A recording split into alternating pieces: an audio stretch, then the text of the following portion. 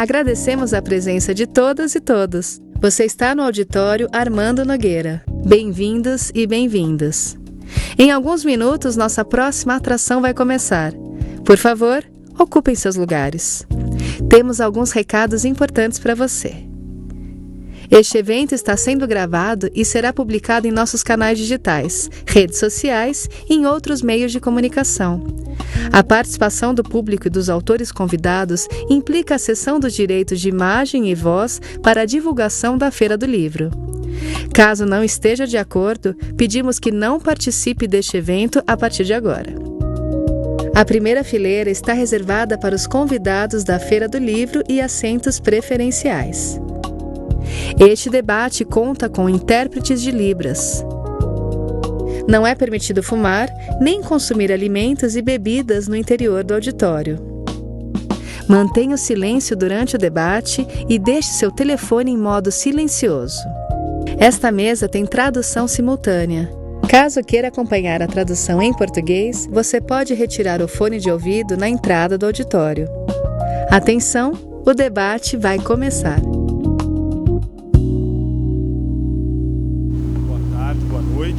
Já parou para pensar que só existe cultura? Uma energia. E é por isso que a Petrobras é a maior patrocinadora da cultura brasileira. Se depender da gente, essa energia nunca vai faltar. Programa Petrobras Cultural. Mais energia para a cultura. Petrobras, líder na transição energética justa. O Brasil é a nossa energia. Muito bem, estamos aqui então encerrando os nossos trabalhos hoje aqui no auditório Armando Nogueira, depois de um dia grandioso que a gente teve aqui na Feira do Livro, aqui no Pacaembu, com um debate agora sobre literatura brasileira, que faz parte aí do coração da nossa programação, os autores da literatura brasileira que vem renovando a prosa no nosso país.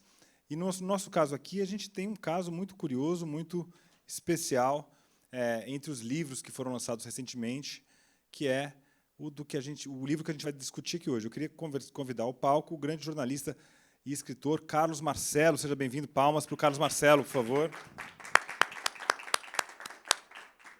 Seja muito bem-vindo ao palco aqui do auditório Armando Nogueira. Pode sentar, por favor. Fique à vontade. Se você quiser ficar... Vamos por ali? Você fica ali no canto direito. Por favor. E aqui eu tenho a honra de fazer essa mediação e agradeço também pela oportunidade de ficar sentado aqui por algum tempo. É uma alegria para mim também dar descanso aqui aos meus pés e poder conversar com o Carlos, que é um escritor que tem já alguns livros publicados, né, Carlos? Quantos você já tem até agora? Bom, boa noite, gente. É um prazer estar com vocês aqui. Finalmente deu certo, né, Paulo? E primeiro, agradecer não só quem está aqui, mas primeiro começando com o próprio Paulo, por esse convite e por essa feira, que é a minha primeira vez e, por mim, eu já volto todo ano. E, se ele quiser também, claro, né? Porque é um ovo de Colombo, como eu estava falando para ele. É muito atraente, muito bem localizada, fácil de chegar e a gente tem chances de ver debates incríveis o tempo todo, né? Assim, então, chover na molhada, mas no primeiro dia já deu para perceber, nas primeiras horas já deu para perceber, e mais um ambiente acolhedor dentro da maior cidade do Brasil. Muito obrigado. Esse comentário que você faz é muito honroso para nós aqui, porque vindo de você, o Carlos, nem todo mundo sabe, aqui em São Paulo, pelo menos, que ele é o editor daquele que é, possivelmente, o melhor caderno de literatura do Brasil, que é o Caderno Pensar, do jornal Estado de Minas, né, que é um arraso. Assim, quem gosta de literatura, isso circula em PDFs, em WhatsApp, né? E é realmente um caderno lindo, com capas deslumbrantes e temas muito relevantes. E muitas páginas, ele desfruta de algo muito raro no jornalismo, que é você ter muito espaço, muito papel. São 12 páginas semanais. Mas, na verdade, antes até de a gente falar do escutador, foi ótimo você tocar nesse ponto, porque as pessoas, especialmente fora de BH, comentam muito sobre isso, né? Nossa, mas por que vocês ainda fazem um suplemento literário? Eu falo, olha, a gente não faz porque é nossa missão, claro que é também, mas é porque a gente tem muitos leitores. Em BH existem muitos leitores e existe um circuito de literatura muito atuante, de livros, não necessariamente de literatura, de livros, por isso que a gente até define o Pensar como um caderno de livros, ideias e debates. Então, assim, que é um pouco o espírito da feira também. E a gente dá vazão, a gente tem aqui editoras, tem curadoras, tem jornalistas, a gente dá vazão a um circuito que pode não ser o maior do Brasil, mas é muito atuante e muito presente. Então, a gente não está falando com 10 pessoas, sabe? A gente também não está falando com milhões de pessoas, mas a gente está falando com muita gente, com milhares de pessoas. E é muito interessante ver nas estatísticas de audiência do site do Estado de Minas, que todas as matérias são de acesso gratuito, que as matérias do Pensar ficam entre as mais lidas do sábado. E são matérias longas, artigos e tudo. Então, eu acho que isso é um sinal também de um certo contrafluxo, de um certo superficialismo que impera. E acho que, no caso do Pensar, tem tudo a ver com a tradição literária de Minas Gerais. Então, assim, o Pensar já existia lá, ele foi comandado por muito tempo pelo João Paulo Cunha, um grandíssimo editor. A gente tinha pensado, inclusive tem um ex-colega meu aqui do Tempos do Correio, lá em Brasília também, chamado Pensar, mas era um caderno menor e, interessante, apesar de ser do mesmo grupo, eles não conversavam, não havia troca de material. Mas o que eu percebo, Paulo, é que, e agora, nos últimos 2, 3 anos, isso foi acentuado na pandemia, é que eu vejo as editoras, boa parte delas aqui, realmente procurando pensar. Não só por uma questão de espaço, mas porque sabem que, se sair ali, vai estar valorizado, vai estar com uma curadoria, sabe, vai estar com um olhar diferenciado, que é o que a 451, a revista, faz também. Né? Mas a gente sempre pensa isso, né? Tem essa ideologia atual de que as pessoas não querem mais ler, o livro acabou, o jornal acabou, mas quando você oferece um produto de alta qualidade, os leitores comparecem, né? Eu acho que isso que você acabou de falar confirma. E eu estava falando um pouquinho sobre o Pensar, porque eu acho que a cabeça sua de editor tem muito a ver com o que a gente tem aqui nessa praça, né? Você estava falando sobre esse festival, sobre essa Feira do Livro, e acho que a gente pensa muito com a cabeça de editor de jornalismo cultural, do editor do suplemento literário, que é você procurar grandes encontros, grandes momentos, mas também assuntos variados, né? Então, acho que o Pensar daria para fazer ali, se você observar um ano de Pensar, realmente você percorre de maneira, ao mesmo tempo, aprofundada e abrangente o que de relevante se falou, se publicou na literatura brasileira. Além disso, Carlos, o Carlos, além de ser um jornalista, enfim, excelente, é diretor de redação, na verdade, ele inventou a moda. Na verdade, eu só tenho que falar, minha identidade secreta é de todo Pensar, né? Porque eu faço nas horas vagas, e não são muitas horas vagas assim para editar. Com a mão esquerda, ele edita o Pensar, com a mão direita, não ideologicamente falando, mas com, né, o trabalho de diretor de redação, é um baita piano. Que eu uso as duas para as duas coisas. Mas... E de 2 jornais, ele é diretor de redação de 2 jornais, só do Estado de Minas. Mas você foi do Correio, né? Tá certo, me perdoe. Mas, enfim, não é uma pessoa que está exatamente com tempo livre, um diretor de redação, né? E ele se dedica a editar esse grande jornal. Então, é muito representativo, eu acho, do que a gente busca aqui.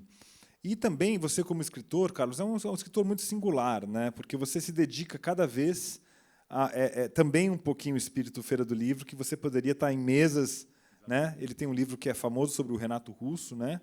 Que foi uma referência importante sua em Brasília. Sim, né? sim. É curioso você falar isso, porque só recentemente caiu a ficha, para usar uma expressão que hoje os jovens ficam absolutamente perplexos quando a gente fala, né? Que ficha é essa que cai, de onde ela cai, né?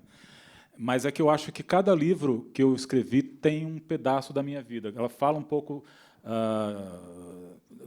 sobre a minha vida, porque eu escrevi primeiro um perfil biográfico do Nicholas Baer, que é um poeta da geração mimeógrafo de Brasília.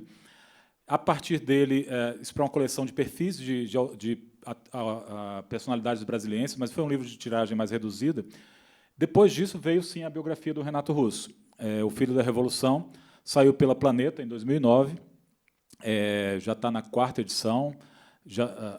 Quarta edição, sendo que em 2 eu fiz, na 2ª edição eu fiz realmente uma 2ª edição, ou seja, eu fiz um capítulo a mais, eu acrescentei, eu tinha feito 109 entrevistas para a 1ª edição, fiz mais 40. Então foram 150 entrevistas e foi um livro que me consumiu 9 anos de vida.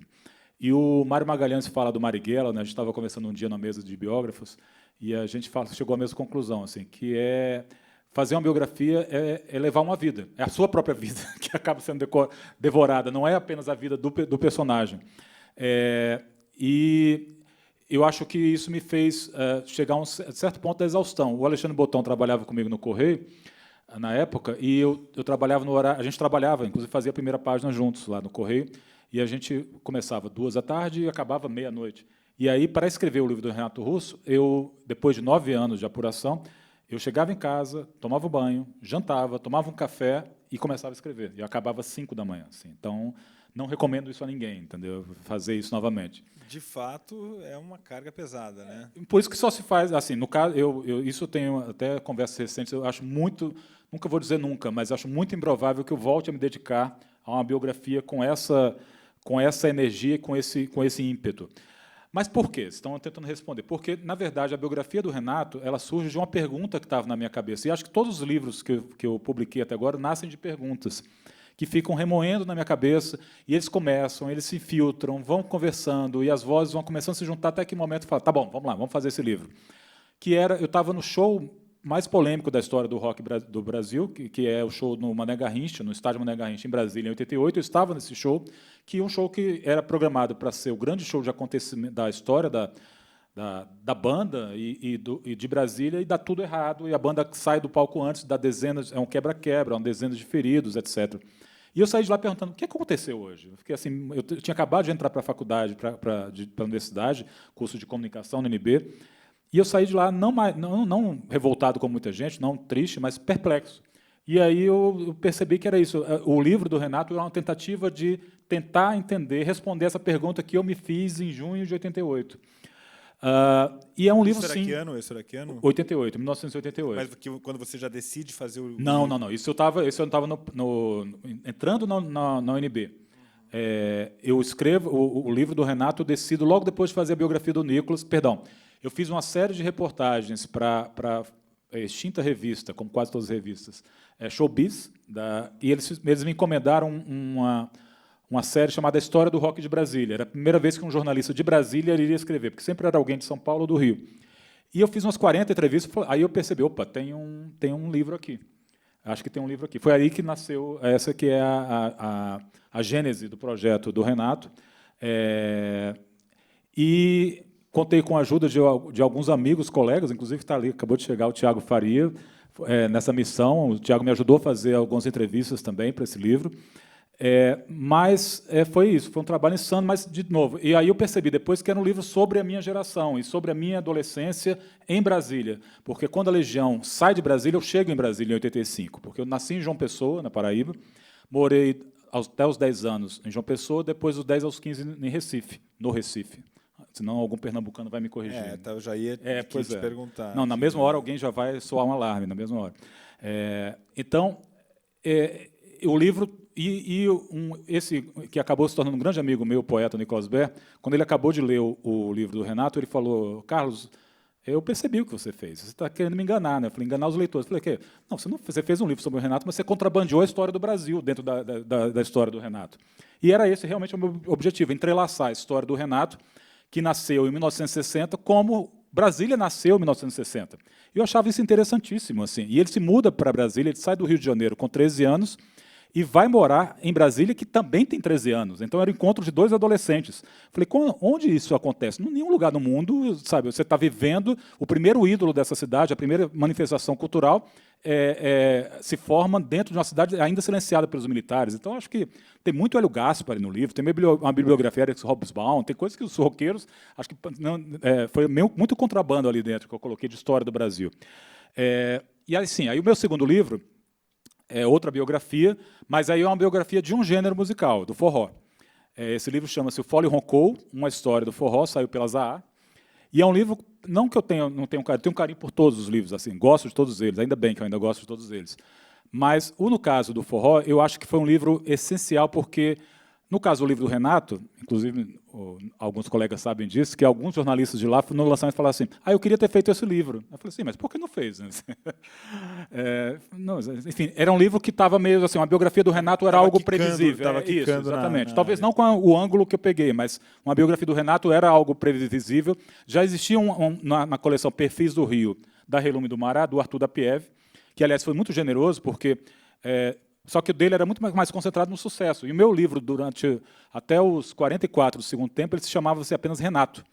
Mas a gente tem até a Regiane, editora aqui, ela certamente concordou com o Paulo Roberto Pires, que ele falou, Carlos, tem que ter Renato Russo no título, não dá para ser apenas Renato, que era a minha ideia. Renato, o retrato de um artista quando jovem. Porque, na verdade, o objetivo era esse, era contar a história de um jovem chamado Renato, e aí ficou Renato Russo, filho da Revolução. Mas, enfim, então eu escrevo esse livro sobre... Mas só fazendo uma correção, não dá para você dizer que é um livro previsível, é um livro necessário, Isso, né? Porque eu acho que a lista de biografias a serem escritas no Brasil passa por nomes como o dele, né? Que você, enfim, cumpriu essa tarefa, mas são muitos outros também no perfil como o do Renato, né? E que tem ganhado sentido póstumo, né? Assim, eu acho que essa geração... A gente tem visto o que acontece com a Rita Lee hoje em dia, né, que morreu mais recentemente, mas como ela está sendo adotada pelas novas gerações, né, e como a biografia dela está sendo uma coisa de inspiração mesmo. Eu acho que o Renato passa por isso também, por dois lados. A gente vai falar um pouco sobre isso, mas quer falar sobre o livro do Forró? Isso. Porque, na verdade, senão a gente vai acabar prolongando muito, mas eu vou resumir essa parte. E o livro do Forró, ele vem porque, e eu lembro disso no papo com a Ana Luísa, que está por aqui. Cadê ela? Está por aí. A Ana Luísa Cardoso. Ali, está ali. A Ana e com a Luciana Vilas Boas, que é... Esse livro, assim, o nome já nasceu como Fole Roncou, porque é a primeira música de forró que eu lembro de ter escutado, muito antes de Asa Branca, a música do Luiz Gonzaga, em João Pessoa, onde eu morava. Então, se o Renato é sobre a minha adolescência, o livro do Forró é sobre a minha infância. Então, tem algo psicanalítico aí que eu estou tentando resolver com os livros. E aí havia uma provocação no título, que é uma história do forró, mas uma no sentido numeral.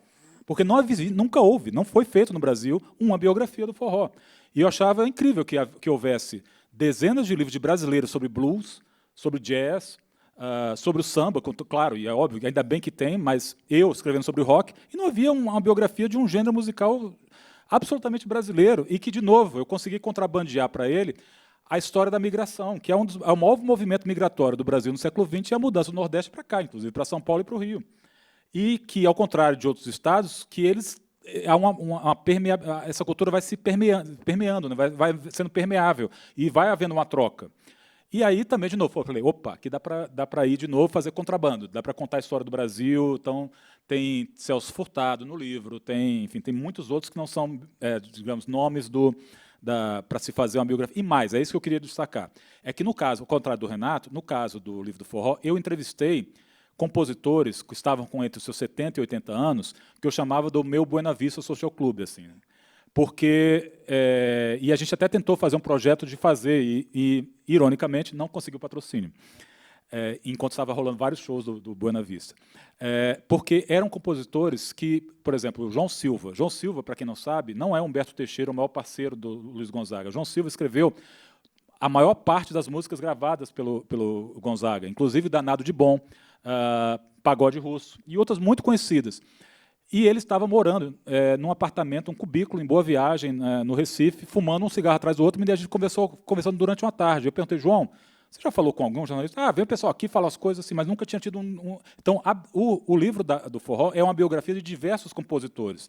Então, eu escrevi esse com um parceiro, um jornalista amigo chamado paraibano também, Rosualdo Rodrigues, e a gente brincou que o livro era uma grande quadrilha, mas não uma quadrilha criminal, uma grande quadrilha no sentido de festa junina, porque tinha momentos que a pessoa entrava na quadrilha e continuava dançando, entendeu? E o Gonzaga, Marinês e Jackson do Pandeiro como sendo a santíssima trindade do forró. Maravilha, e isso é uma história cultural que é muito mais abrangente que a própria história da música, né? Porque todo esse movimento migratório levou para o Rio de Janeiro, por exemplo, figuras como o Chico Anísio, né? E Antônio Maria, quer dizer, assim, eram intelectuais e artistas do Nordeste que estavam ali trabalhando no rádio, trabalhando no humor popular, na canção popular, e formaram aí quase essa Ipanema do Rui Castro do lado B, né? Vamos Exatamente. Dizer assim, daria para pensar. E eles moravam no centro do Rio, iam morar todos no mesmo lugar, e tinha uma coisa que me interessava bastante, que era contar a história do que eu chamava de MBP, Música Brasileira Popular, que era uma subversão, e está isso até na contracapa do livro, porque eram músicas que todo mundo conhecia, mas não sabia quem era o autor. Recentemente morreu, por exemplo, o Antônio Barros, que é o autor da letra de Homem com H, que agora virou o filme do Ney Matogrosso. O grande sucesso do Ney é escrito por um paraibano de Campina Grande. E chegando já numa nova geração agora, Isso. Depois de ter, né, influenciado o Ney Matogrosso e feito a carreira do Ney Matogrosso em grande parte, aquela música foi um símbolo, também agora a nova geração assistindo ao filme. Mas eu estava introduzindo aqui um pouquinho, falando desses livros seus, porque eu acho que o Carlos Marcelo é um escritor que atua como editor. O editor nunca abandona o corpo dele, né? Isso é muito editor tem esse projeto literário também, né? Que a gente às vezes esconde ou coloca em cena quando é possível. Mas, ao mudar de assunto, vocês pensarem que Nicholas Baer, né, que é um poeta da geração marginal, né, quer dizer, um autor normal teria escrito ou um livro sobre o Chico Alvim, ou sobre a Ana Cristina César. Não, ele foi lá e foi fazer o Renato Russo. Né?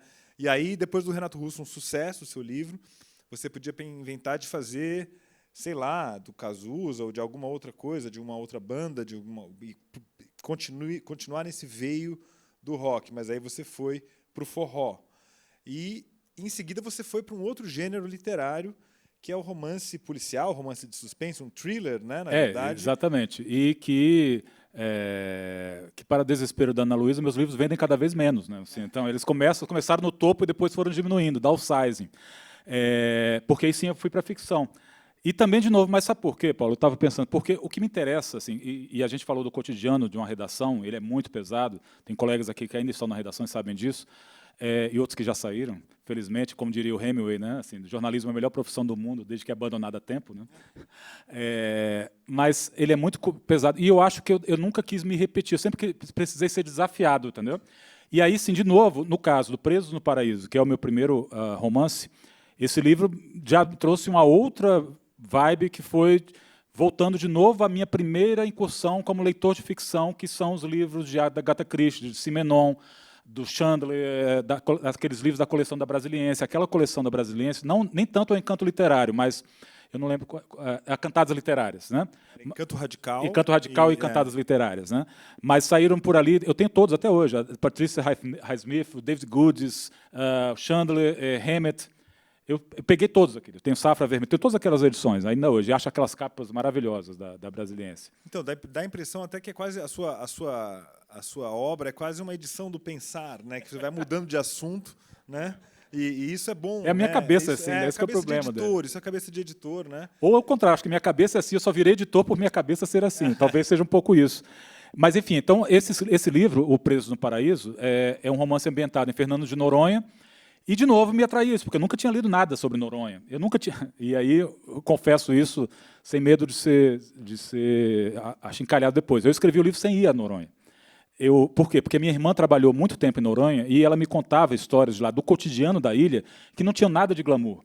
E eu achava interessantíssimo. Aí, primeiro, foi o jornalista que chamou a atenção. E eu pensei em escrever um livro de não ficção sobre esse cotidiano, esse lado menos glamouroso de Noronha. Mas aí me veio a trama. E é uma trama bem Agatha Christie, assim, e tem eu não posso falar qual é o livro da Agatha Christie, mas é um livro que mais me marcou quando eu era criança, e a solução narrativa é a mesma desse livro da Agatha Christie. Enfim, é uma ponte que eu faço. E, de novo, o que me motivou foi isso. Aí eu fui a Noronha. E, para minha surpresa, inclusive, dos cantos que eu encontrei lá estava exatamente lá, uma casa isolada na ponta da Air France, que é uma das pontas da ilha, estava lá, que no caso é a casa do filósofo, de um dos personagens do livro. E essa casa estava lá, só que não era mais, ela já tinha sido usada como casa. E, de novo, eu consegui encontrar lá o que eu me interessava, que era a solidão e a opressão de quem não está lá por turismo, de quem tem que viver lá, e para comprar uma geladeira tem que pegar um avião. Tem que ir para o shopping, ir para o cinema. Se o aeroporto fechar, você fica literalmente ilhado, fica preso no paraíso, e preços caríssimos, enfim, uma tensão o tempo todo com a relação dos ilhéus com os turistas. E uma frase que eu coloquei no livro que eu vi lá, que é o seguinte: aqui não parece, mas aqui também é Brasil. Então, assim, isso me interessava muito, entendeu? De trazer a brasilidade isolada numa ilha. E esse livro, para minha grande felicidade, ele saiu na França pela Gallimard, né, Ana? E foi incrível a edição que eles fizeram. E a gente teve outra editora também, né, Ana, que chegou a fazer uma proposta também, mas quando ela falou Gallimard, obviamente, na mesma hora, a gente encerrou a conversa. E ele vendeu mais na França do que no Brasil. Assim, esgotou a primeira edição. Aqueles filmes do Woody Allen, que os franceses adoram, mas os americanos não entendem nada. Foi mais ou menos isso. Mais ou menos isso. E foi muito bacana que o livro tenha saído lá. E depois veio Os Planos, que é um romance, aí sim, ambientado novamente em Brasília, que é a face obscura dessa geração que cresceu à sombra dos anos 70 de Brasília. Assim, tem muito a ver com a geração que cresce sob o poder, assim, os filhinhos de papai, é o livro mais pesado, eu acho. Tem muito desses personagens, mas também tem muita música. Todos esses livros, na verdade, têm muita música. Pega um pouco ali do que tem no Renato Russo, pelo menos na geração dele, né, que eram esses filhos de diplomatas, e Brasília, essa cidade que, né, é tão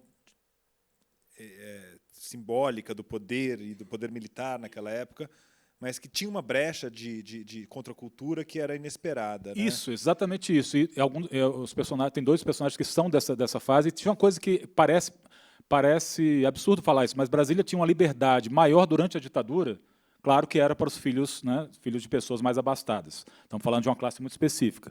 Mas, por exemplo, você podia subir na cúpula do Congresso, entendeu? Não havia uma total liberdade para a ocupação da cidade que não houve depois no período democrático. Você podia criar uma banda chamada Aborto Elétrico. Sim, e fazer sucesso, né? Exatamente. Então, o livro fala sobre essa geração, mas eu acho que ele fala mais. Me interessa, de novo, o que me motivou esse livro? É porque aí, eu estava falando de uma geração, quando eu escrevi esse livro, eu tinha 45, estava chegando aos 50. Eu escrevi sobre a geração que tinha chegado aos 60.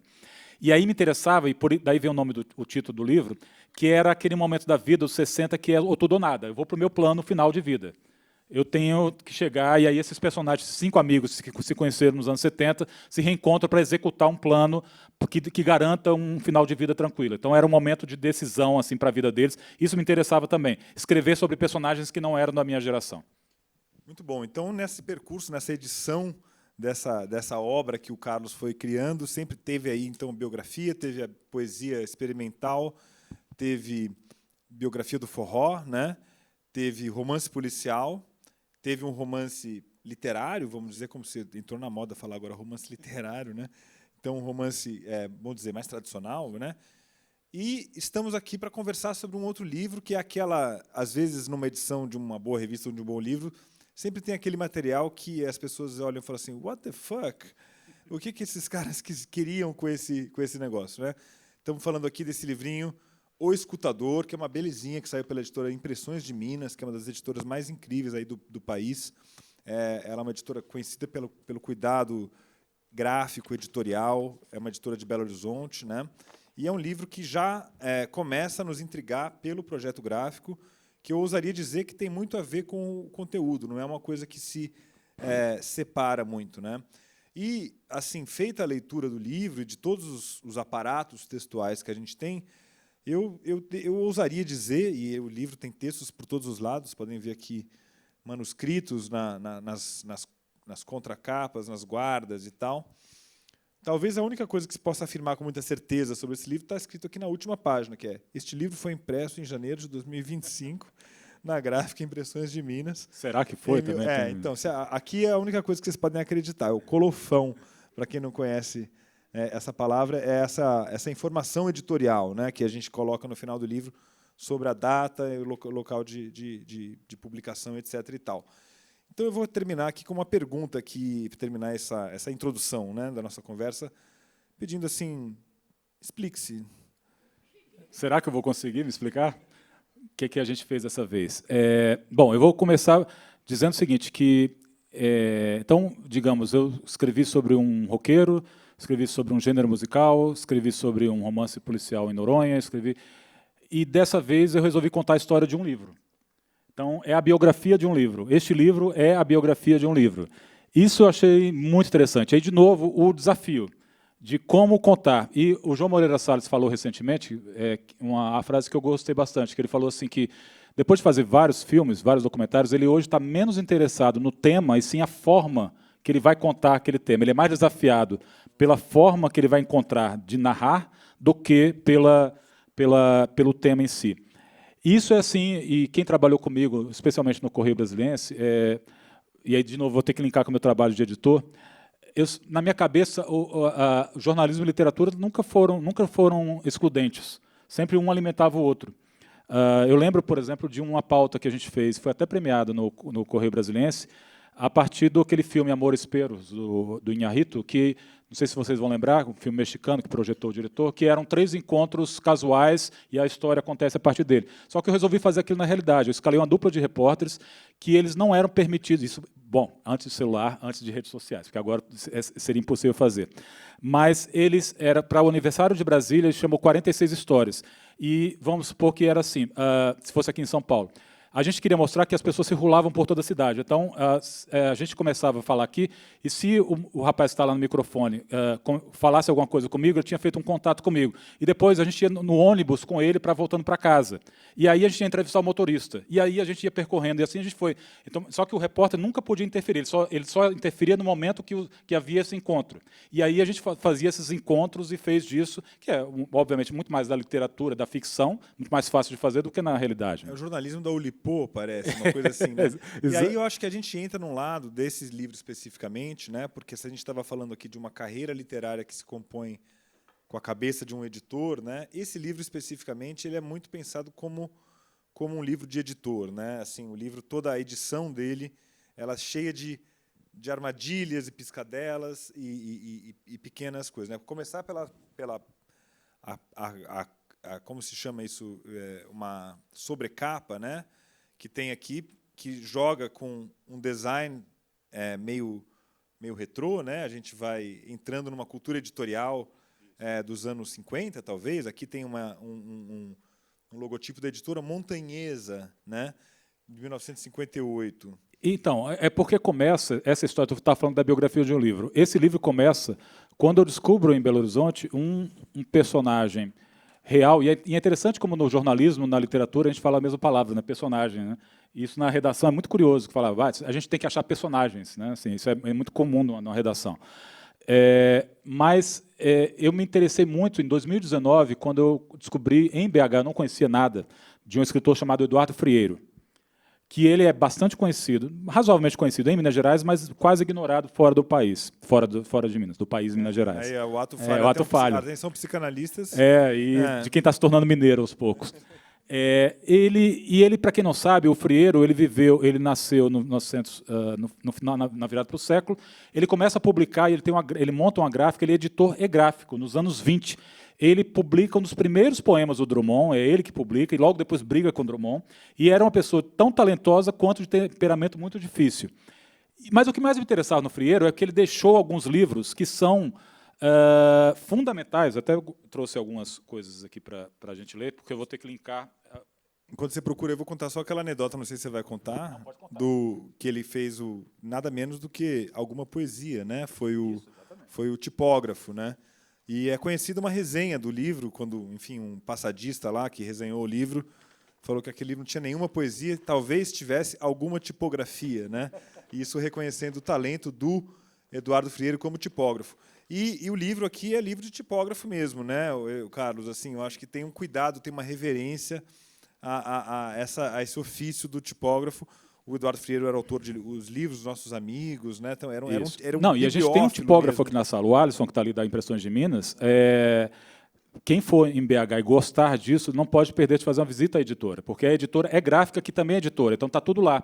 E é incrível a gente ver o trabalho das tipografias que ele tem lá, sabe, como é que chama? Móveis. Os tipos móveis lá, sabe? É incrível, enfim. Isso aí a gente poderia passar horas falando sobre isso. Isso só, desculpe, vamos ficar nos interrompendo, tudo bem? A gente pode, sem como problema, jornalistas, a gente tem esse direito.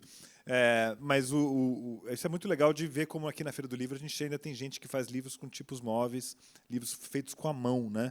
Então, na era do livro digital, da impressão on demand, de tudo isso, a gente ainda tem muitos editores, alguns editores honrando o ofício aí, fazendo o livro com a mão, né? Mas vamos lá. Não, mas então, esse livro, então, ele nasce, o escutador nasce, na verdade, de um livro, que é esse que eu vou contar a história dele agora, mas nasce primeiro desse interesse por Eduardo Frieiro. E eu, ao pesquisar sobre Eduardo Frieiro, chego num livro que está aqui, chamado A Ilusão Literária. Essa edição é de 32, salvo engano. Está em nova edição, porque a primeira é de 1927, não é 2027. E esse livro me encantou, por quê? Porque ele fala, são capítulos, não ficção, são conselhos que ele dá sobre, reflexões dele sobre 1941, a editora Paulo Brum, Belo Horizonte. Ele faz reflexões sobre o ofício não só da literatura, de quem se dedica às palavras. E eu achei algumas colocações tão atuais que eu queria compartilhar com vocês aqui. Por exemplo, ele fala assim, porém, logo na introdução, se tivéssemos de dar conselhos a algum aprendiz de escritor, seriam antes para dissuadi-lo da carreira de letras que para alentá-lo nessa vida ingrata.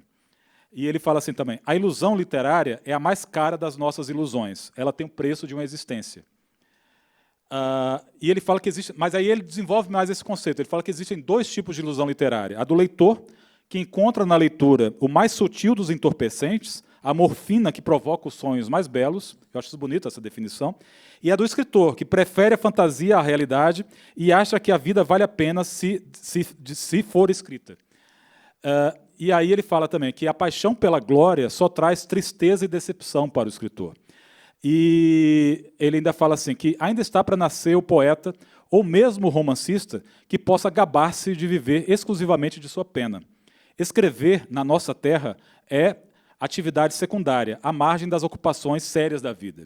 O mal de não ter dinheiro enche de amargura a existência dos homens das letras. 1920, na verdade. E ele, então, ele vai refletindo sobre isso. Oi? Mas eu achei super atual. Mas, ao mesmo tempo, ele é um personagem muito difícil, porque, por exemplo, tem passagens francamente racistas no livro. Ele critica o criolismo literário. E aí ele diz que seria bom que o Brasil se curvasse aqui. Cultivar letras e artes, não é possível cultivar letras e artes sem os conselhos e lições da Madre Europa. E tinha toda uma tradição da literatura francesa. Mas esse criolismo, né, que era uma coisa chamada assim também na literatura hispânica, né, era a literatura que se fazia nas Américas, né, era uma grande preocupação da época na literatura argentina, por exemplo, né, por isso que é curioso ele sendo ali contemporâneo de Borges, né. Essa figura literária tão singular em Belo Horizonte, esse cara tão apaixonado por livros e, ao mesmo tempo, de uma personalidade intratável, né? Irascível, exatamente. Ele era um cara muito difícil, né? E muito saboroso, né? Assim, como personagem, voltando aqui. Ele tem, no livro do Humberto Werneck, Desatino da Rapaziada, tem passagens hilárias. Tem um capítulo sobre ele, né? Um capítulo inteiro. Acho que o primeiro momento que ele ganha um protagonismo é no livro do Humberto. E são as polêmicas. Ao mesmo tempo, ele era um cara fascinado pelas gerações literárias, admirado, mas também brigava com eles e tinha uma relação de amor e ódio e de galhofa também. Né? Ele chamava o Fernando Sabino de príncipe consorte, porque tinha casado com a filha do governador. Mas tinha, só que ao mesmo tempo, olha só que interessante, ele tem uma passagem do livro que ele fala assim, sobre o avanço feminino na literatura. Ele fala assim, sempre existiram mulheres escritoras, mas como casos excepcionais, como acidentes isolados individuais. Agora é diferente. A literatura feminina é um fato social novo, que se prende à emancipação progressiva da mulher. E agora não há lugar mais para chufas e zombarias. Quem nos diz que no futuro próximo não será deixada às mulheres toda a atividade literária? Opa, premonitório, hein? Aqui, em Feira do Livro, pelo menos, a gente vê que acho que o único lugar que estão predominando os homens é nesse sofá, nesse momento, né, na literatura brasileira contemporânea. E ainda bem, porque isso traz isso vai trazer um link até com um personagem que a gente vai falar daqui a pouco, que é a editora desse livro. Mas, enfim, então tem esse personagem, o Eduardo Frieiro, e me interessava essa relação dele com os livros Nossos Amigos, que é um livro que ele fala, e é uma declaração belíssima de amor aos livros, ao objeto livro. E, ao mesmo tempo, e aí eu vou fazer o link com isso aqui, também me interessava muito a história destes livros aqui, que essa aqui, gente, é a Netflix dos anos 40. São os livrinhos de bolso que eram vendidos em bancas de revista. Hoje eu tive com o Ivan Ângelo aqui, e ele lembrou que nas bancas de BH ele comprava esses livros perto do cinema lá que ele frequentava, e que era realmente a literatura, assim, o entretenimento de massa. Eram esses livros impressos em papel jornal, feitos em papel jornal, e que eram quase sempre de 3 gêneros: ficção científica, mistério / policial, e de espionagem também, tinha muitos romances. E esses livros eram a nossa Pulp Fiction, né? Só que o mais curioso, e aí, de novo, linkando com a minha formação literária, eu lia muito desses livros. O meu avô ele não tinha grande literatura em casa, ele tinha esses livros em casa, tinha uma biblioteca. E eu lia nas férias esse livro e ficava encantado com livrinhos de faroeste, de um autor chamado Miguel Chucho Santillana, sabe, de cowboys e tudo. Esses de ficção científica também. E aí eu descubro, um pouco tardiamente, já depois de 20 e poucos anos, que todos esses autores moravam em São Paulo, né?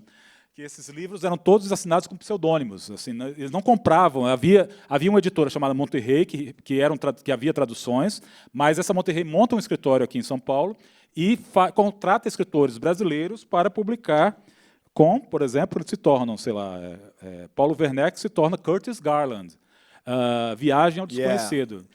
E aqui, Santillana, em nova e sensacional produção, Oeste Selvagem Especial. E os caras nunca foram a uma pradaria, né? Assim, nunca saíram, nunca foram no Texas. Assim, Isso era um ganha-pão de muito escritor, inclusive um pouco mais tarde do que esse momento aí, mas o próprio Rubens Figueiredo, grande autor da literatura brasileira e tradutor de literatura russa, escreveu muitos livrinhos daquele Sabrina e Júlia, não sei se vocês sabiam disso. Não sabia. Ele era redator da série ali, daqueles livros românticos. Mas aí já é anos 70, né? Já é mais tarde um pouco, mas é uma... Sim, mas é a mesma tradição. Então, E então, aí sim, a gente vai entrar agora para falar de O Escutador. E para isso, eu vou lembrar até que...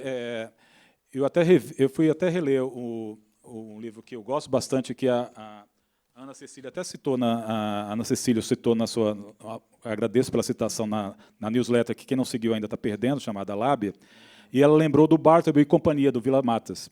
E eu peguei duas frases lá que eu achei que tem tudo a ver com a nossa conversa. Até porque o tema, se é que há um tema aqui, né, é esse limite entre ficção e realidade, até mesmo por conta da minha trajetória. E tem uma frase do Vila Matas que eu achei muito interessante, duas, na verdade. A primeira é: o passado sempre ressurge com a volta a mais um parafuso. Que aí ele, obviamente, está fazendo uma citação também ao Henry James, mas eu achei interessante essa ideia de que o passado pode ressurgir com algum ingrediente a mais, né? Sim, e você recuperar esse Eduardo Frieiro, que é esse bibliófilo tão arrojado e tão conservador, tão visionário e, ao mesmo tempo, tão provinciano, de certa maneira, né? Ele também ele foi um dos primeiros a valorizar a culinária mineira literariamente. Tem um livro. É o grande best-seller, mais famoso, na verdade. Feijão, Angu e Couve, exatamente. Que não está publicado atualmente. Não, é um livro que é um autor aí que precisa realmente ser recuperado. Mas ele é assim, esse contemporâneo de Borges, né? Que parece ter sido inventado pelo Roberto Bolanho. Quer dizer, é uma figura histórica muito intrigante, muito interessante. Não, inclusive, muitas pessoas me perguntam, fora de Minas, perguntam se ele foi um personagem que eu criei. Eu falei, não, pelo amor de Deus. Assim, não é, ele existiu e, por incrível que... tem essa coisa que o Vila Matas também fala, e tem tudo a ver com o que você falou, Paulo. Ele fala assim, a literatura permite resgatar do esquecimento tudo sobre que o olhar contemporâneo, cada dia mais imoral, pretende deslizar com a mais absoluta indiferença. Ou seja, é a literatura que permite trazer esses nomes à tona, como o Eduardo Frieiro. E o que me interessava no Frieiro, quando eu fui pesquisar para escrever um perfil dele em 2019, é porque ele é movido por um dos sentimentos mais mesquinhos e, ao mesmo tempo, mais literários, assim, mais ricos literariamente, que é o ressentimento, da frustração. Ele carrega esse ressentimento e aí sim, começando então a contar essa história do escutador. O que era esse escutador? E aí eu vou me permitir falar, para quem leu o livro já, eu vou me permitir falar, porque estou vendo pessoas aqui que eu acho que não leram ainda, então vou tentar não dar spoiler do livro e vou pedir encarecidamente ao Paulo que faça o mesmo. Vamos ver se ele vai conseguir se controlar até o final. Eu nem sei se é possível, mas vamos em frente. Vamos tentar. Mas o que fazia o escutador? Ele era contratado por essas editoras que produziam esse tipo de livros, porque o que acontecia? A gente tem que lembrar que a gente está nos anos 40, início dos anos 50. Você ainda não tinha televisão como a distração em massa, o entretenimento de massa. Você tinha um rádio, mas não tinha... A literatura ocupava esse espaço. E o que acontece? Muitos desses livros eram desenvolvidos em narrativas seriadas. Eles se prolongavam por meses, anos, 2, 3 anos, dependendo do sucesso. E eram escritos por apenas uma pessoa. E o que essas editoras faziam? E essa editora montanhesa fazia isso lá em BH. Ela contratava pessoas mais jovens, obviamente, sem grandes pretensões, para fazer relatórios, escutar, e aí vem o título do livro, escutar o que esses escritores estavam desenvolvendo e fazer relatórios. Eles não tinham direito a interferir, contestar, e deixar um backup. E, na verdade, era isso. O escutador era um backup daquela trama. Porque se acontece qualquer coisa, se o escritor resolve brigar e sair da editora, a editora poderia continuar aquela série com outro autor, já que eles publicavam sob pseudônimos. Então surge essa ideia do escutador, que ele trabalhava nas editoras, ele escutava o Paulo vai fazer isso, no próximo livro vai ser isso, etc. Por começo, não tinham tempo de desenvolver toda essa história, eles faziam esse backup e guardavam isso dentro da editora. Então, eles eram contratados e trabalhavam numa salinha chamada confessionário, onde eles faziam esses relatórios, e esse era o trabalho do escutador. Só que esse personagem chega a Minas Gerais, a BH, deslumbrado pela possibilidade de chegar, depois de passar a infância e a adolescência lendo livros que eram trazidos pelo pai, ele é carregado pelo fascínio, seduzido pela ilusão literária, de ir morar na cidade dos escritores. Ele ele dá uma passagem breve por Diamantina, a cidade dos diamantes, e chega à cidade dos escritores. É assim, inclusive, que ele se refere nesse relato que foi publicado pela editora Montanhesa nos anos 50, 1958. Ele fala que chegou à cidade dos escritores. Só que aí, quando ele vai trabalhar nessa editora, como escutador, a editora, que é um personagem à parte, Virginia Lemos, que é a dona da editora Montanhesa, e raríssimo isso, você tinha uma mulher à frente de uma casa editorial nessa primeira metade do século XX, ela dá uma notícia triste para ele, fala: os escritores já foram todos embora. Você chegou, eles já foram, tá, sabe? O Sabino já foi embora, o Drummond já foi embora. Ela conhece todos eles, mas eles já foram embora, não estão mais ali. Então ele fica decepcionado. É outra característica forte dos escritores mineiros, que é você sair de Minas Gerais, né? Assim, mais uma vez o Desatino forte. Mostra Sim. isso. Ou Rio, primeiro muito Rio, depois São Paulo. Um movimento que marca as gerações até hoje, muitos dos escritores mineiros. Né? Só fazendo agora uma ponte com a realidade, com a realidade atual. Olha o ato falho. Não, porque, na verdade, é o seguinte, essa realidade atual é um pouco diferente, aliás, bem diferente. Hoje, as maiores escritoras... Primeiro, são mulheres, então são três, eu citaria 3 de cabeça, cada uma no seu campo, que são absolutamente fora da curva, que são a Carla Madeira, a escritora brasileira que mais vende no momento de literatura. Você tem a Ana Martins Marques, a poeta, e a Paula Pimenta, e as 3 moram em BH. As 3 não saíram de BH. Mulheres. Sim, exatamente. Mas eu acho que nem por isso, porque hoje não é mais necessário sair de BH. Mas, enfim, isso é outra conversa, mas que eu acho que afirma a cidade vai fazer um movimento diferente do que é feito hoje. Mas, enfim, então quem fica lá fica com esse sentimento de frustração, como o Eduardo Frieiro. E ele conhece, então, esse jovem Ademir Lins na editora, e ele o presenteia com alguns livros e dá alguns desses conselhos que estão impressos na Ilusão Literária, e o Ademir Lins começa a trabalhar, então, como escutador dessas histórias, no desenvolvimento dessas histórias.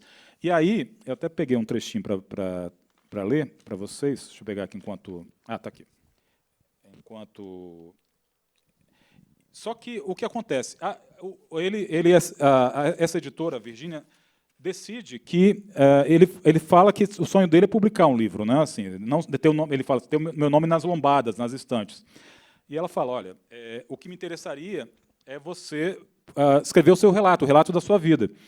E aí ele até esse é o início do relato, que é o primeiro capítulo do livro, que é: minha história começa como tantas outras, mas pela primeira vez me pertence e preciso contá-las com as minhas palavras.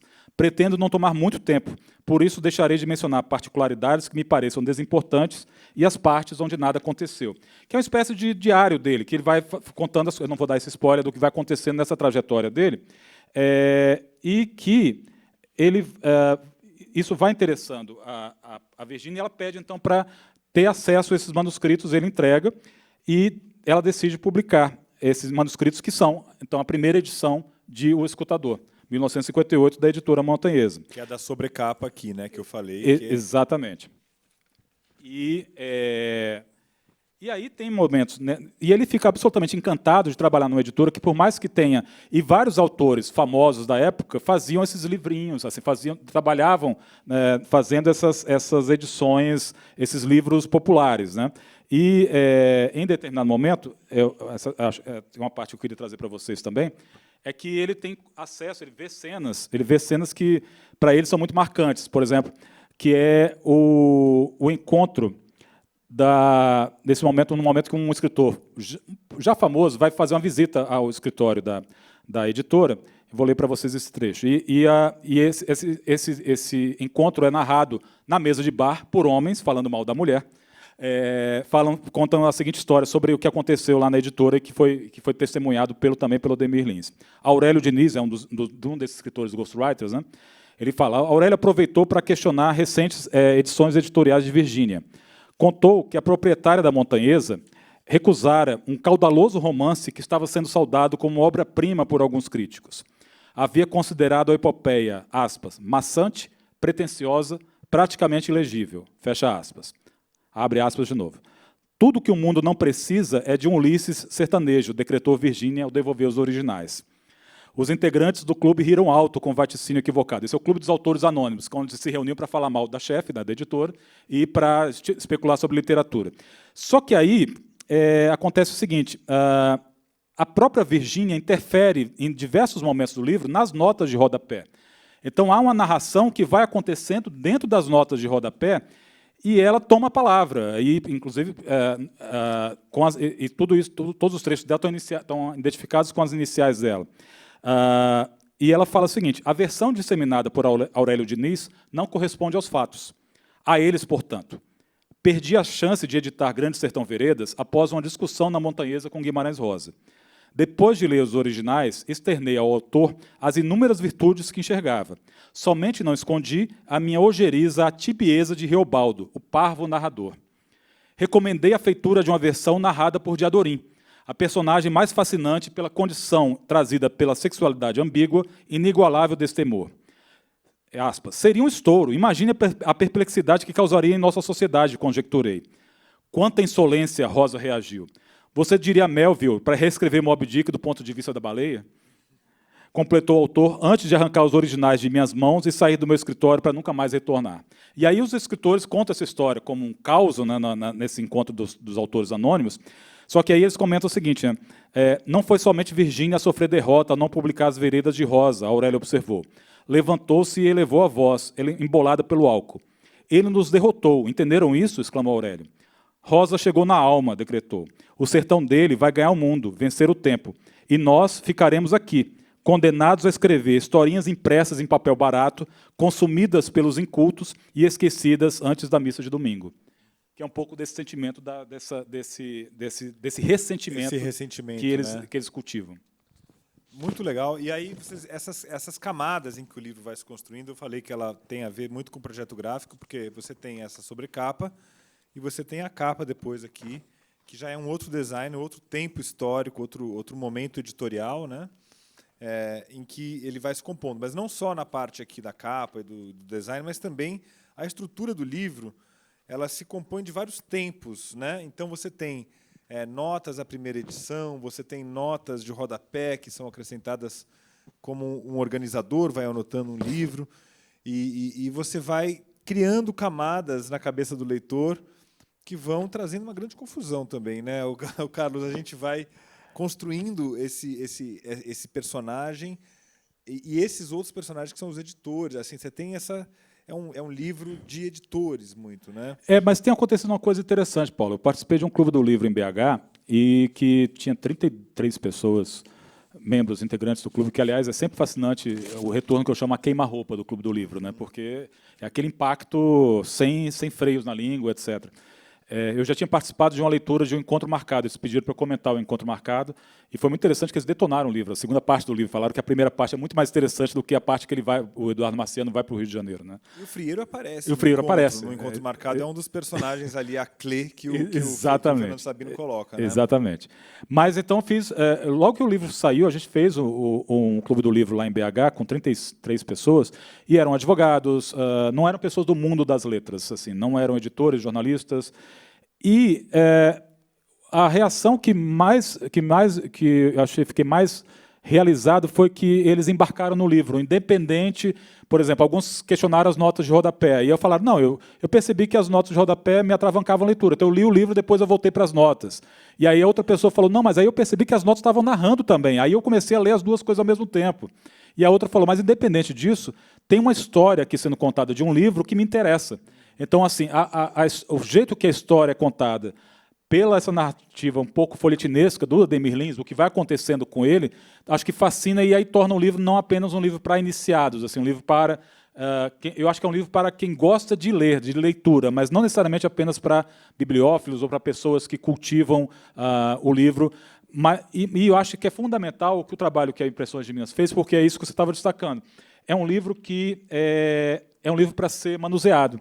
Acho que ele vai perder muito quando ganhar a impressão, quando ganhar não, ele vai até perder quando ganhar a edição digital, porque isso tudo faz parte, isso é muito comentado, que as pessoas voltam, vão e pegam e leem todas as cantos do livro, porque tudo isso faz parte da narrativa, tudo isso está a serviço dessa história que está sendo contada. Até mesmo o que a gente chama de blurbs no mercado editorial, que são essas aspas que a gente costuma colocar na quarta capa, na orelha, ele aqui também vai nos confundir, né? Ali a intenção não é esclarecer exatamente. Não, mas para isso existe o jornalismo, né? Eu vou pegar até uma frase da Rosa Monteiro, ela falou recentemente, falou, no jornalismo, a clareza é um valor, nos romances, a ambiguidade é um valor. No jornalismo, você fala do que sabe, nos romances, você fala do que não sabe que sabe. Então, isso vai ser falou isso no Roda Viva, não foi? Foi. Eu vou usar isso como habeas corpus a partir de agora. Certo. Muito bem, porque tem esse jogo mesmo, essa ironia, essa subversão dos códigos editoriais, né? Quer dizer, um personagem que reverenciava tanto a arte da tipografia, da edição, você vai lá e, de maneira um pouco desabusada, vai brincando com isso, com notas, com coisas que são muito mais sérias do que você faz aqui, de certa maneira, né? Então, me lembra também um pouco, eu fiz aqui um paralelo com a literatura argentina, aqueles livros do Macedônio Fernandes, que tem vários prefácios, né? Quer dizer, um livro só de prefácios, no qual você vai, né, acreditando naquilo e depois vira a página, tem outro prefácio e no final... Mas eu acho, e falando não agora... Não parece que você chegue a algum lugar. Desculpe, só para concluir, claro. Essa imagem, esse desenho que remete a uma certa ilustração editorial dos anos 40, 50, tem também esse negócio meio de uma... Desculpe o pedantismo, chama mise en abîme, né, em francês, que é você vai entrando num abismo, né, que é essa escadaria que parece que você vai se precipitando. Parece Escher, né, um pouco, né? Assim, tem um jogo aí geométrico da arquitetura do livro. E, ao mesmo tempo, é um grande spoiler de uma cena-chave do livro, essa ilustração, mas, obviamente, só dá para perceber depois que ler. Mas, assim, eu acho que... Desculpe, já claro. Que eu falei dos spoilers, dos blurbs, você fala que tem a Virgínia Lemos, que é editora, tem o Emílio Gomes de Medeiros, tem o Sérgio Rodrigues, que é escritor, e parece que aqui que você... ele entrou no jogo, né? Porque ele fala: a reedição de O Escutador, ao fim de tantos anos de turvo silêncio, nos confronta com uma ideia brutal.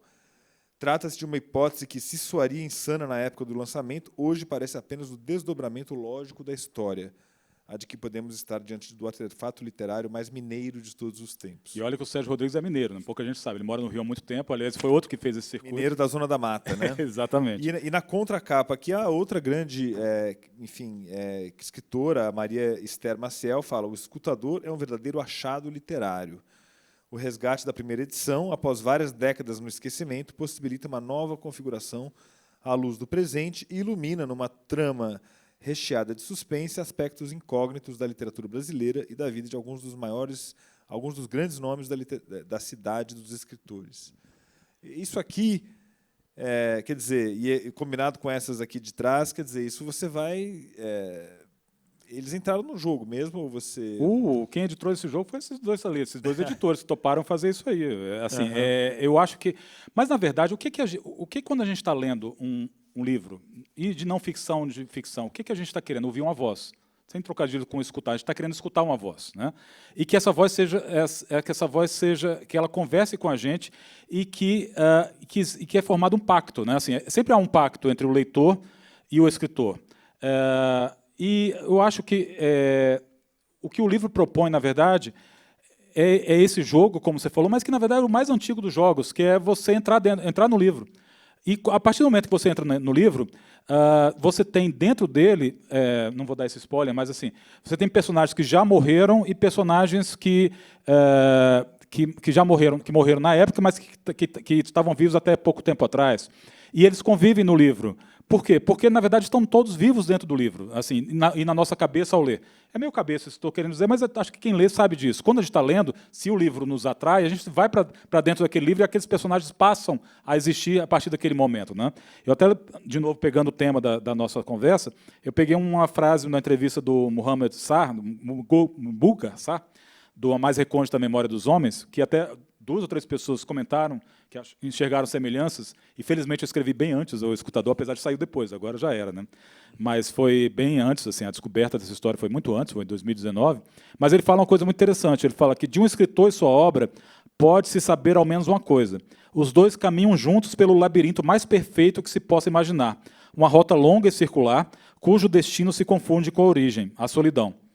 Então, eu acho que isso tem muito a ver com esse labirinto que é criado, que, nesse caso, dessa edição, é levado a um certo extremo, porque toda a edição faz parte disso, mas, por outro lado, não é nada, digamos assim, não é nada, eu espero que não, e pelo visto as primeiras reações têm mostrado isso, não é nada hermético, sabe? Não é nada nem acadêmico, nem nesse sentido de estrito sensu. Não é, vamos dizer que não tem uma sintaxe experimental, não tem uma busca de um texto de caráter experimental, mas tem esse jogo, essa brincadeira, que foge muito ao realismo literário, que é o que predomina hoje na ficção, né? Quer dizer, assim, hoje até é uma das perguntas fundamentais que as pessoas fazem ao ler um livro, puxa, mas isso aqui é verdade? Ou isso aconteceu com você, né? Tem isso também. Isso, a questão da autoficção e tudo isso, quer dizer, saber se o escritor viveu, saber se aquilo foi inventado ou não, passou a ser parte importante para o leitor. E você... Que é uma pergunta que vem, na verdade, do jornalismo, né? Isso é muito curioso, porque é no momento que a gente mais convive com fake news e mais as pessoas querem saber se há verdade dentro dos livros de ficção, né? Assim, eu fiz recentemente um encontro com a Natália Timmerman e ela estava falando sobre o copo vazio, e acho que o copo vazio e as pequenas chances, pequenas chances. Virtudes é da Natália Ginsburg, né?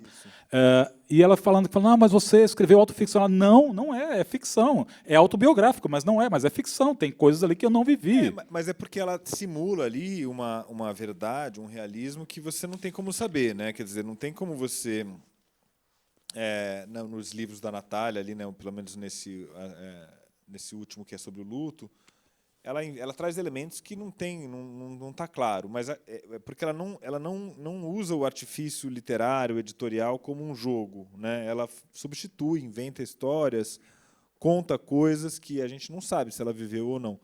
No caso aqui, tem um certo convite ao jogo mesmo, né? Você, desde o começo, tem que aceitar esse jogo de alguma forma, né? Você falou dos clubes de leitura. O pessoal teve que tomar decisões para continuar a ler o livro, né? Para entender como que ia prosseguir na leitura, né?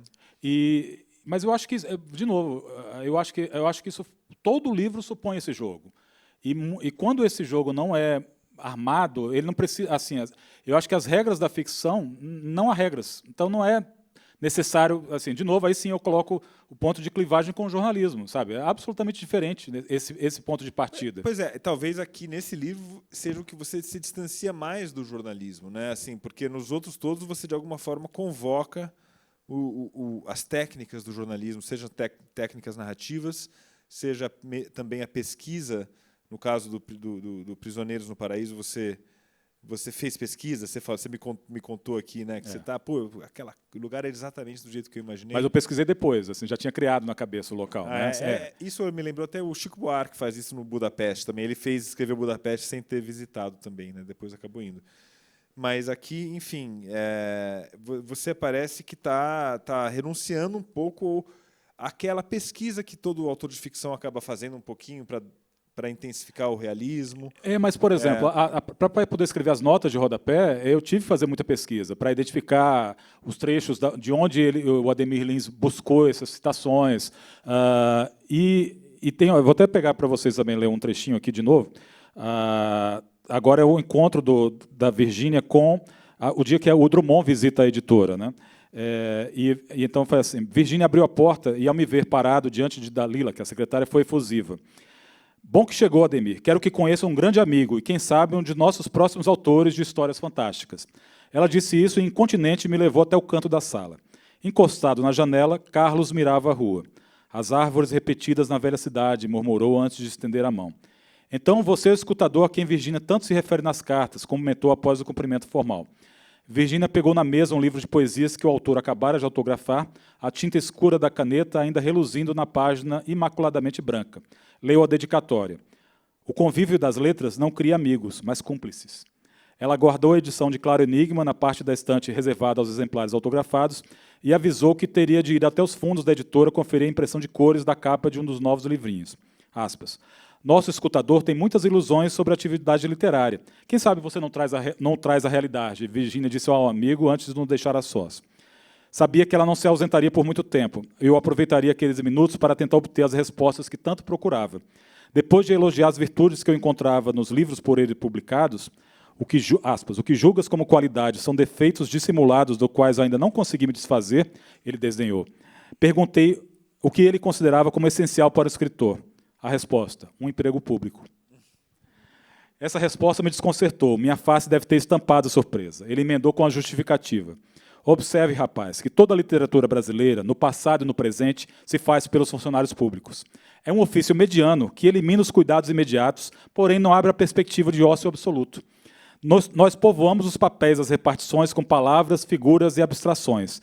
E desandou a falar sobre o seu trabalho e ainda falou assim... Não saia oferecendo o seu escrito ao paladar de colegas. Há muitos modelos no Museu da Literatura. Tente achar-se a si mesmo nesse museu. E mesmo depois de se achar, saiba que por todo sempre você vai continuar solitário. Não espere que lhe venha um conforto exterior. Tenho amigos no DASP e no IPASE. Posso recomendá-lo para o emprego, comentou antes de insistir. Não dedique a sua juventude à escuta das histórias dos mais velhos. Sob a proteção da ordem burocrática, construa o seu edifício de nuvens. Maravilha, hein? Carlos Drummond de Andrade, no Claro Enigma. E aí o que acontece? Quando o Ademir coloca isso no relato dele, a Virgínia fica intrigada porque ela tem a impressão que já leu isso em algum lugar. E ela contrata até um parecerista para tentar identificar de onde veio isso. E o Drummond, ela manda para o Drummond e o Drummond fala, olha, realmente eu escrevi isso numa das minhas crônicas. Mas não tem problema, ele pode copiar as minhas crônicas, não tem, eu só não quero que ele mexa nos meus poemas.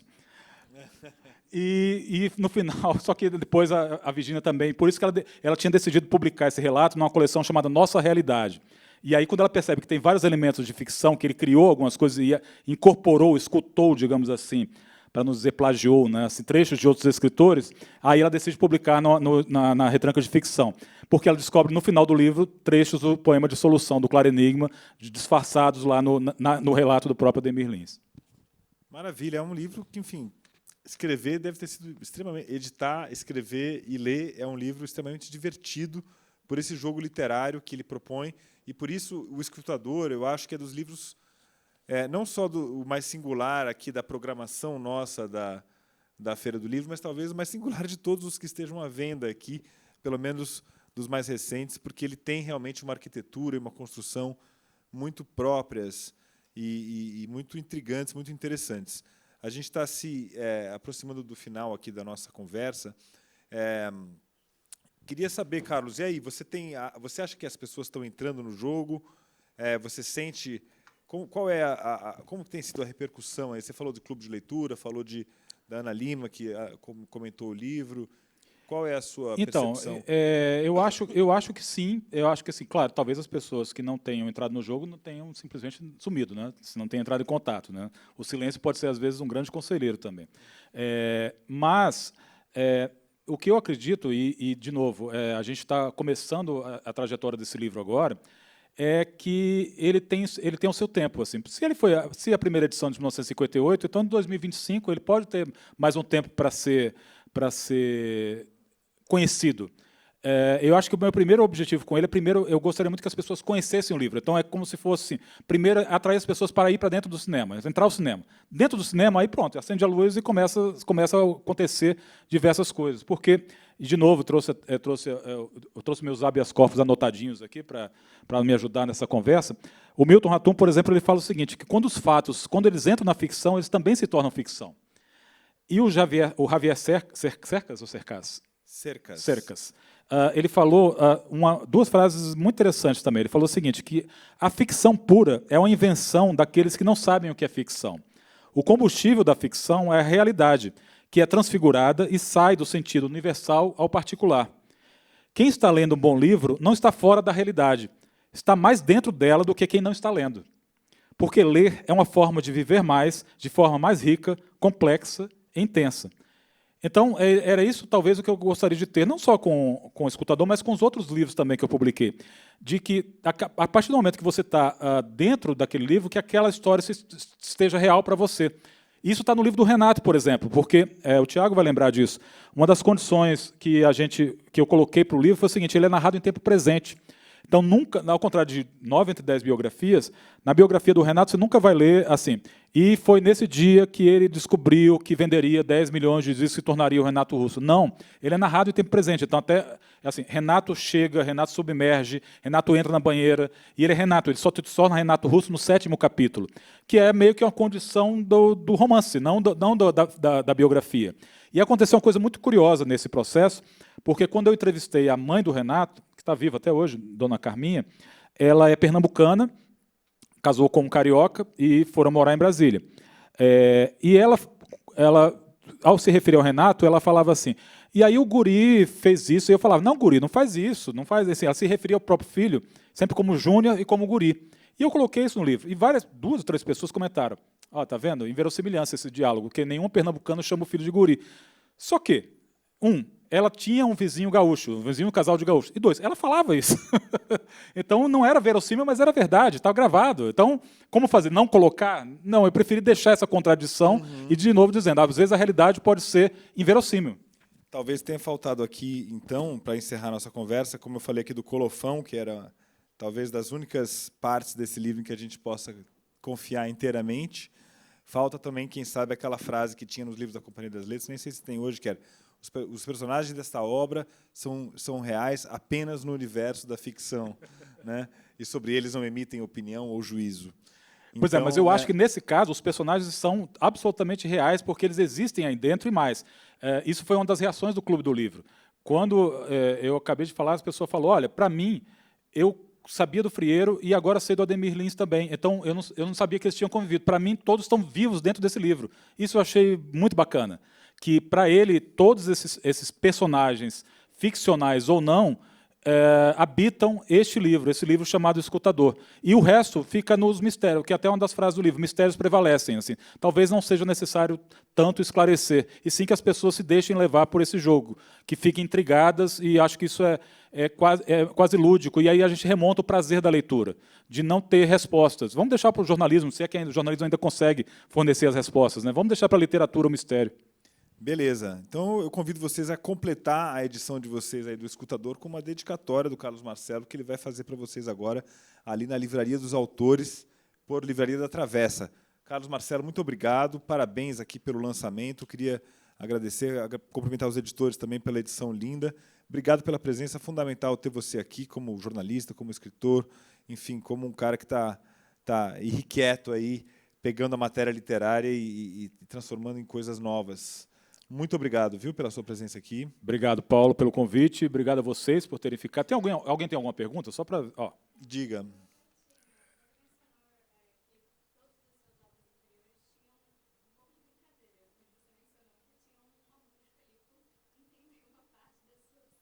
Isso. Boa pergunta, ainda não encontrei essa resposta. Eu acho que vai demorar alguns anos, porque eu só percebi isso, por exemplo, quando os livros foram se juntando na minha cabeça, né? Mas eu acho que tem a ver com algo que... você acabou, a gente não combinou, nem te conheço, mas você deixa para eu ler. A frase que para mim é mais marcante é do Otto Lara Rezende, está na epígrafe do livro. Sim, outro que eu acho que isso sim é o que resume este livro e todos os livros, de quem edita, de quem escreve e de quem lê. Porque isso é um trecho de O Braço Direito. Você lê aí, Paulo? Está com você. Por favor. Se eu não escrevesse, já tinha desaparecido. Isso.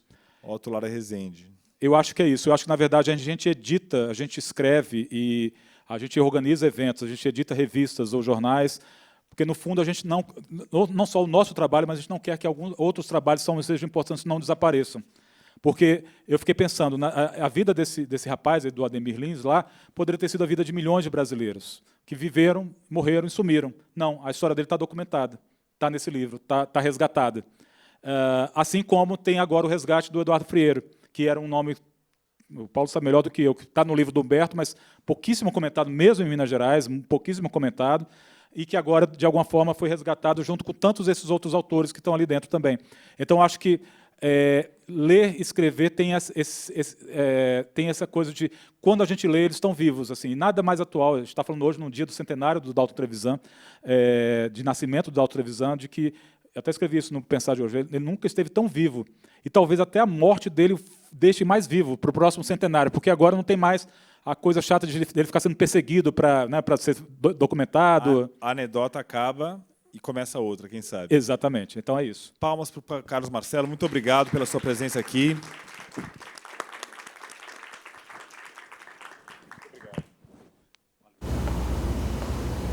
Já parou para pensar que só existe cultura com energia? E é por isso que a Petrobras é a maior patrocinadora da cultura brasileira. Se depender da gente, essa energia nunca vai faltar. Programa Petrobras Cultural. Mais energia para a cultura. Petrobras, líder na transição energética justa.